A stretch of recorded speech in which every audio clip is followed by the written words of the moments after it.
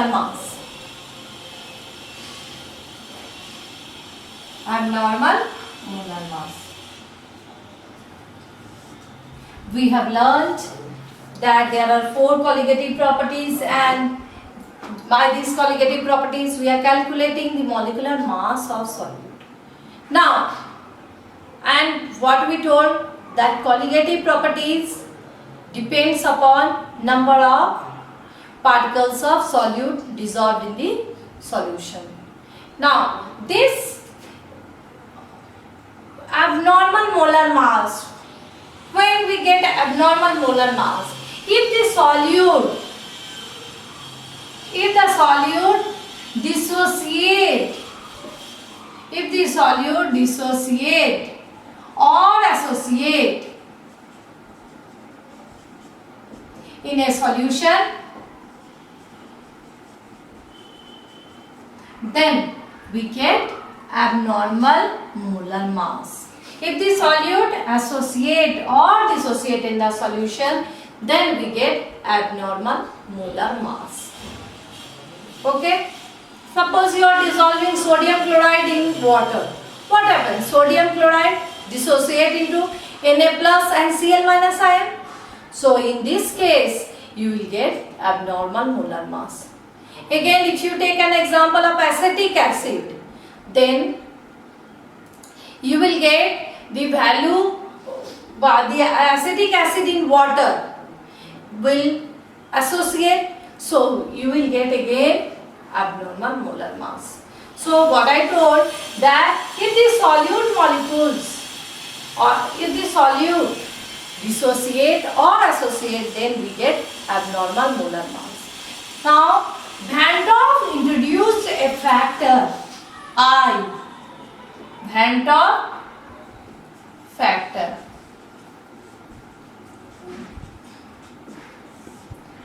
Van 't Hoff introduced a factor to calculate the colligative properties for such kind of solute which associate or dissociate in a solution.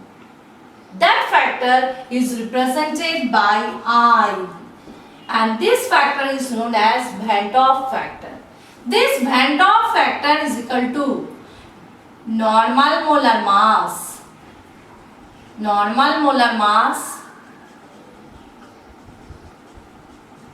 by abnormal, or you can say observed molar mass. Abnormal or observed molar mass. So what I told, that if a solute dissociate or associate, we get abnormal molar masses. And for this kind of solute which associate or dissociate, Van 't Hoff introduced a factor, that is I, and that I is equal to normal molar mass and divided by abnormal molar mass. Let us take up some example. If I take up the example of acetic acid. Acetic acid, what happens? In solution, it associate. Why it is associating? Because it forms hydrogen bond.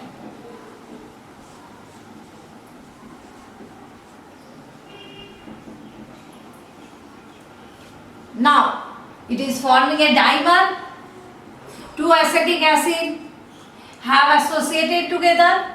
Now, if we calculate the Van 't Hoff factor here, what will get? I will be equal to normal molar mass of acetic acid. All of us can calculate, that is 60 by observed molar mass of the acetic acid in the solution will be 120. So, we will get half. I is equal to half here. So, Van 't Hoff factor is 0.5 over here. Next, if you take the example of sodium chloride. Sodium chloride will dissociate into Na plus Cl minus. So, if we want to calculate the Van 't Hoff factor over here, what will be the value of Van 't Hoff factor? This is 23, this is 35.5. and this is 58.5. So it will be 58.5 by 23 or 58.5 by 35.5. So it will be more than 1. It will be, in both the cases, it will be, its value will be more than 1. So there are 3 cases you will get. There are 3 cases we will get. If the value of I, that is Van't Hoff factor, is less than 1, Van't Hoff factor value is less than 1, then less than 1, if value of Van't Hoff factor is less than 1, that means the particles undergo association. The particles associate. So if the solute molecules get associated in the solution, then the Van't Hoff factor will be less than 1. And if this solute particles dissociate, then the value of Van't Hoff factor will be more than 1. And if we get I is equal to 1, then they neither associate, the solute molecules neither associate